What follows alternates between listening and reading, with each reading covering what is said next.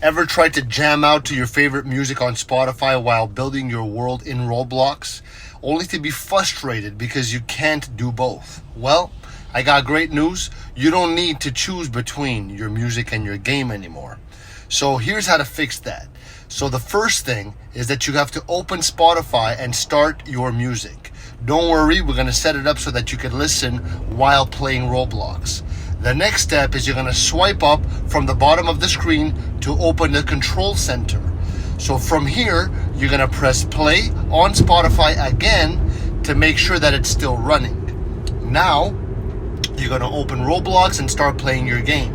You should still hear the music in the background. Now, if that's not working, make sure that you have background app refresh turned on in your settings. This will both help apps. It'll help both apps run smoother.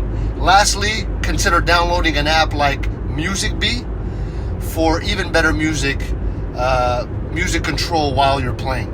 So you can now enjoy the best of both worlds. And if you love this tip, make sure to like, comment, and subscribe for more helpful tips. Love ya. Thanks for being here. Ciao.